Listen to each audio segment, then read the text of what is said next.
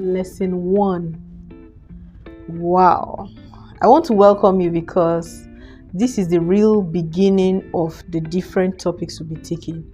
And lesson 1 topic is marriage. What is marriage? You might be wondering, oh, she has called us here to talk about marriage. Why is she asking us what marriage is? That question is so relevant. What is marriage? Because what marriage is to A can be completely different from what marriage is to B. That is why it's important. Even as you plan to be a couple, a husband, a wife, it's important you define and align what marriage is to you and what marriage is to your intended spouse. Because if you have the same or similar definition of what marriage is, you would align easily.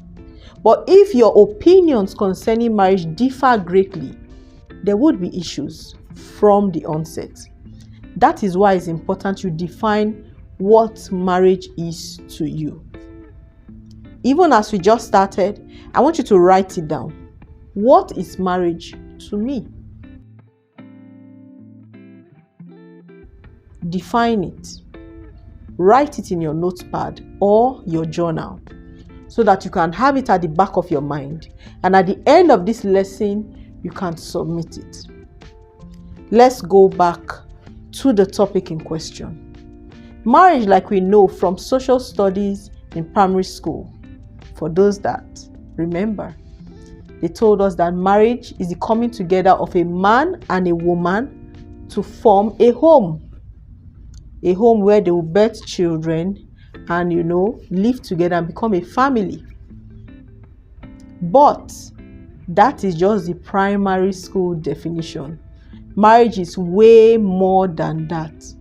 Marriage is not the coming together of people alone.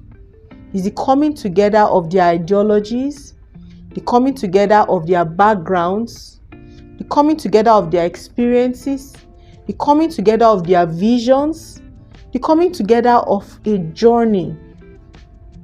So it's beyond just a man and a woman. It's the coming together of their mentalities. It's way beyond what social studies taught you. So, marriage is the coming together of a man and a woman from different backgrounds, different trainings, different experiences, having different visions sometimes, but wanting to travel on the same path together. There's something the Bible says in Amos 3:3. Can two walk together except they be agreed? Before you want to travel on that journey with that person, do you think you are agreed? I'm not saying that you would agree on every issue, but on the major issues, do you agree? Do you have similar values? Are you people going to a similar destination? Because it's beyond the coming together. It's also about a destination. A simple example to even buttress this fact is a couple that is dating right now, that the husband wants to live permanently in Nigeria and doesn't want to live in anywhere apart from Nigeria, while the wife-to-be does not want to live in Nigeria. With that scenario, tell me, can that marriage work? There's already a problem. Even though there can be compromise, but there's already a threat to their peace, because that will always be a bone of contention in that home. Location, important. Where you are seeing yourself in the future, very important. That's why it's not just the coming together of a man and a woman, it's a coming together of their vision as well. They must align. They must be going to the same place. If not, they will live apart, and not just physically, emotionally, spiritually, financially. They will live apart. A couple can be in a home and they are completely separate in mindset, separate in planning, separate in vision and pursuit of the future. They can be completely separate. That is why from the onset, you have to be sure that this person is going in your direction. My second question to you today: is that spouse, that intended spouse, going to your direction? Please write the answer in your notepad or your journal. Do you think they are going in your direction? Write it down. Another thing about marriage I would like to ask you is, what is the length of marriage? I know when people take their vows, we always hear it's forever. But you need to ask yourself, and you need to confirm from your partner, how long is this marriage going to last? You need to be sure, so that you know whether it's going to be a part-time marriage or full-time. That means everybody is bringing their 100% or they are bringing 50-50 each. From now, you need to know. So, my third question to you today: are you coming with your 100% to marriage? Is your marriage going to last forever? Write it down.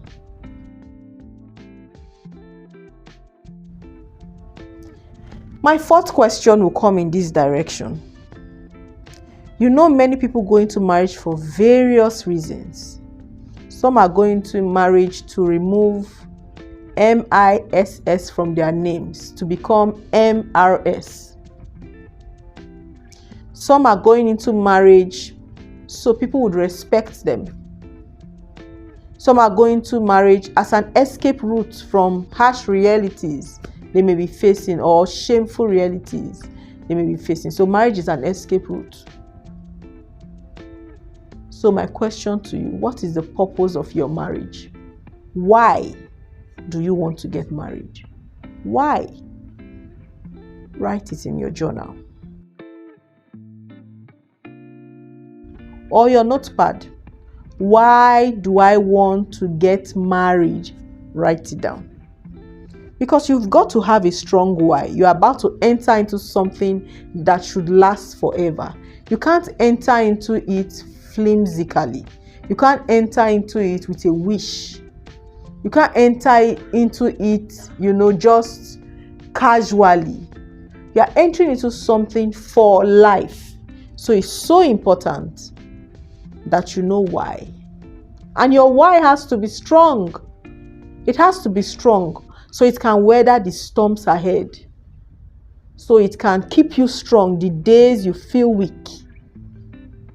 Your why is very important. So what's the purpose of your marriage? Why do you want to get married? Write it down. And the fifth area I want to come to you from is, if the purpose of your marriage is not fulfilled, would you leave your marriage? For example, some people are getting married because they want children. What if they don't have children for the first 20 years of marriage? Would they leave? So ask yourself, if that purpose for which you are coming together is not fulfilled, or is not fulfilled in time, would you leave your marriage? Write it down. Because since you know your purpose, the purpose for coming together, you need to know, what if it's not fulfilled? What if it is delayed? What if it never comes to pass? Would marriage still be meaningful for me? So it's important to write it down. Now you've done your writing downs. Now I'm going to talk more. Marriage is for life. The moment you sign the dotted lines saying this man will be the only man in your life, it is for life. The moment you sign the dotted line and say this woman will be the only woman in my life, it is for life. No excuses, no plan B, no prenuptial ties, nothing. You are married. It is the end. At least until death do you apart. Until then, if not, you are married. This is going to be your husband, the only man you spend the rest of your life with. This is going to be your wife, the only woman you spend the rest of your life with. There's no other option except death happens. Now we've established that. Let's go further. When you get married, you are not just marrying that man or that woman.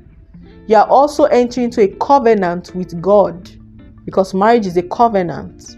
It's not just a promise that I would always be there for you. It's a covenant.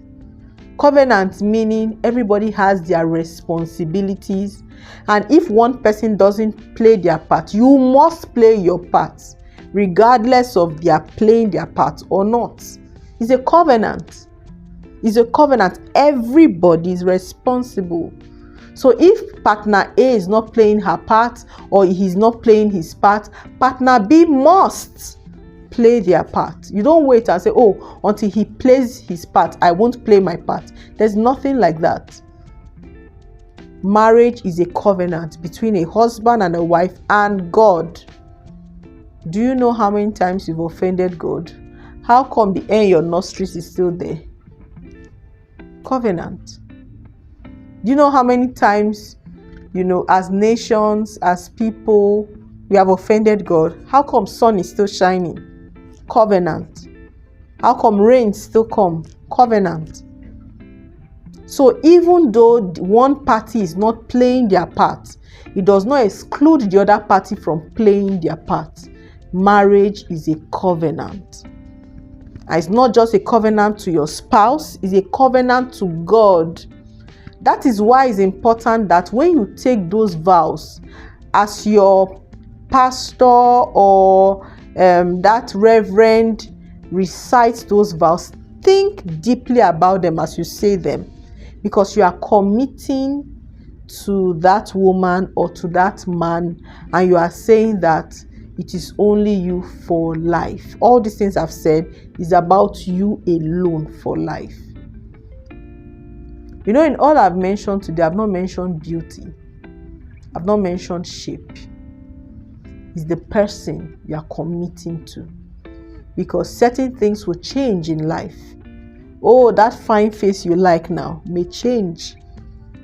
That fine shape you like may change. Even the color sometimes changes. So marriage should not be based on ephemeral things. It shouldn't be based on physical things. It should be based on who the person is. Who the person is. So do you know who you are, and do you know who you are getting married to? The essence of that person is who you are getting married to. So whether the shape changes in the next 5 years, the size changes in the next 3 years, you are married to their person, who they are. Beside or after the exterior, you are married to who they are inside. You are married to them, their very essence. So you can't run away because they change size, changed color, changed shape. No, it's a commitment, it's a covenant to God and to that person. Lastly, before I end, I love you before marriage. The moment you get married should be converted to I am committed to you. It does not mean you stop saying I love you, but in your heart, in your mind, I love you should be interpreted as I am committed to you. So every time you tell your spouse I love you, know that you are saying I am committed to you.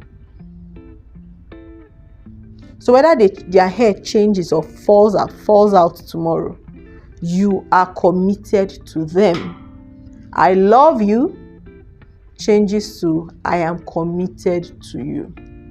So I want to encourage you. Are you ready to commit to that young man, to that young woman?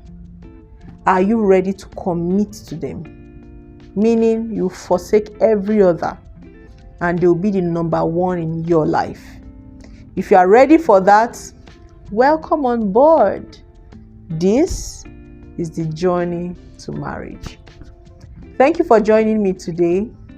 I would be sharing with you my very next topic after this, but this is the end of lesson 1. If you are done with your assignments, kindly click the button below and submit. I will review and I will give you my feedback.